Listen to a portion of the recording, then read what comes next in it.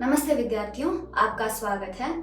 इस विषय में आप हॉरिजॉन्टल स्थिति में 12 mm डायामीटर और 1.6 mm वॉल थिकनेस की स्टेनलेस स्टील ट्यूब में कॉपर की सिल्वर ब्रेजिंग के बारे में सीखेंगे। इस अध्ययन के अंत तक आप निम्न में सक्षम होंगे: शीट्स और ट्यूब्स तैयार करने और उन्हें हॉरिजॉन्टल स्थिति में स्थापित करने में, सिल्वर ब्रेजिंग के लिए नोजल, फ्लक्स और फिलर रॉड को चुनने में, न्यूट्रल फ्लेम सेट करने, गर्म करने और फिलर मेटल लगाने में, किसी भी सतह दोष के लिए जॉब का निरीक्षण करने में।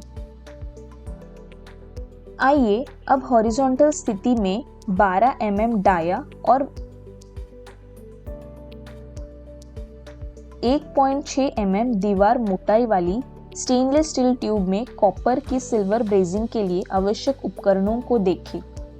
स्टील रूल, स्क्राइबर, बॉल पीन हैमर, ब्लेड के साथ hacksaw frame, half round file, bench wise, try square, tongs, chipping hammer, steel wire brush, safety clothing, gloves, PPE kit, एक फिक्सर, नोजल क्रमांक 0, ऑक्सीजन और एसिटिलीन सिलेंडर और welding torch, cylinder की, spark lighter, nozzle cleaner.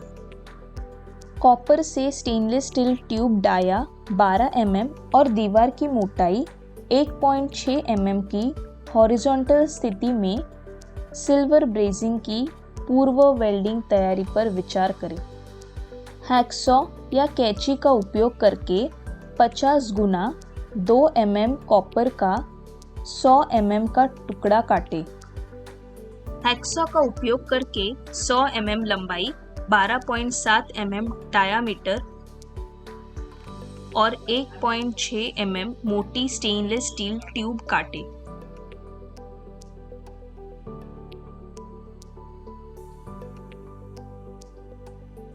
Emery sheet का उपयोग करके प्लेटों की सतह और किनारों से ऑक्साइड को साफ करें। सिल्वर ब्रेज सतहें अच्छी तरह से भरी हुई या उभरी हुई होनी चाहिए। जोड़ने के लिए सतह से ऑक्साइड और अन्य अशुद्धियां हटाएं। 100 mm लंबी कॉपर की शीट के केंद्र में हॉरिजॉन्टल रूप से 100 mm लंबी स्टेनलेस स्टील ट्यूब रखें और जॉइंट को दबाएं। शून्य आकार का नोजल चुनें। एक नरम न्यूट्रल फ्लेम सेट करें। पेस्ट के रूप में सिल्वर ब्रेजिंग फ्लक्स चुनें।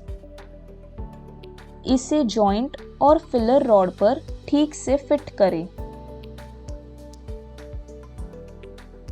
1.6 mm सिल्वर ब्रेजिंग मिश्र धातु फिलिंग रॉड चुनें, जिसमें 40 से 50% चांदी और 25 से 15% जिंक हो। जुड़ने के स्थान पर ट्यूब और शीट दोनों को समान रूप से गर्म करें। ट्यूब को बिना हिलाए पकड़े और टॉर्च से गर्म करें। एक नरम न्यूट्रल फ्लेम सेट करें। जॉइंट क्षेत्र को वेल्ड करने के लिए सिल्वर ब्रेजिंग फिलर रॉड का उपयोग करें। जॉइंट के कुछ मिनटों के अंतराल के भीतर फिलर मेटल के उचित पिघलने और प्रवाह पर अच्छे से नजर रखें। इस मेटल को अच्छे से गीला किया जाना चाहिए।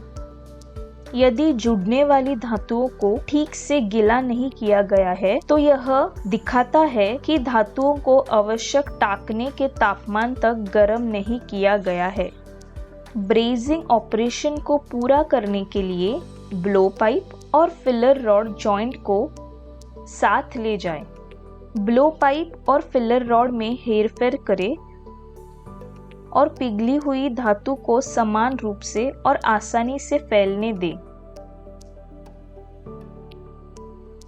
फ्लेम को हमेशा इस तरह से फूंकें कि कॉपर की प्लेट के निचले मेंबर पर अधिक गर्मी लगे और एसएस ट्यूब के ऊपरी हिस्से पर कम गर्मी लगे। ब्रेज्ड पार्ट को साफ करें और फ्लक्स के अवशेषों को गर्म पानी से धोकर और फिर पूरी तरह सुखाकर हटा दें। सिल्वर ब्रेज्ड भागों की सतह के दोषों का निरीक्षण करें। हॉरिजॉन्टल स्थिति में stainless steel tube dia 12 mm और दीवार की मोटाई 1.6 mm में कॉपर की सिल्वर ब्रेजिंग के लिए अनुसरण करने और जांच करने के लिए महत्वपूर्ण मुद्दे। व्यक्तिगत सुरक्षा कपड़ों का प्रयोग करें। सिल्वर ब्रेज्ड सतहें पूरी तरह से भरी हुई या उभरी हुई होनी चाहिए। ब्रेजिंग करते समय जहरीले धुएं से बचने के लिए श्वास यंत्र का प्रयोग करें। फ्लेम को हमेशा इस तरह प्ले करें कि कॉपर की प्लेट के निचले हिस्से पर अधिक गर्मी लगे और एसएस ट्यूब के ऊपरी हिस्से पर कम गर्मी लगे। आइए अब सिल्वर ब्रेज्ड भागों के दोषों पर नजर डालें।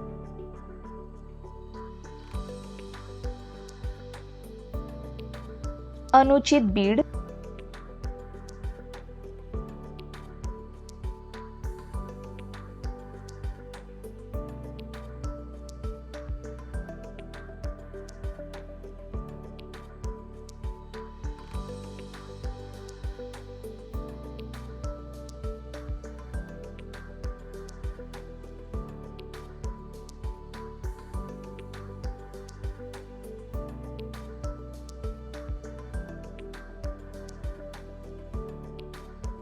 पोरोसिटी,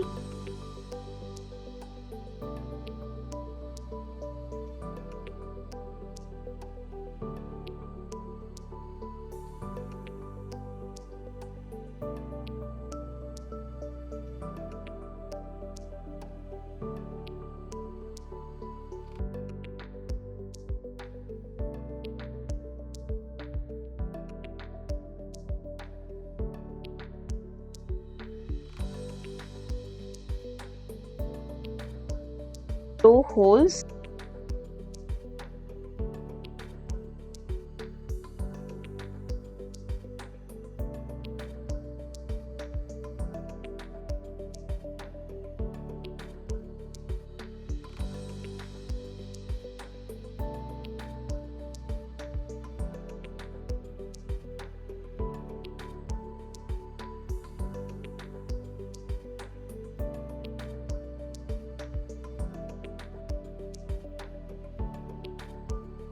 खराब फ्यूजन।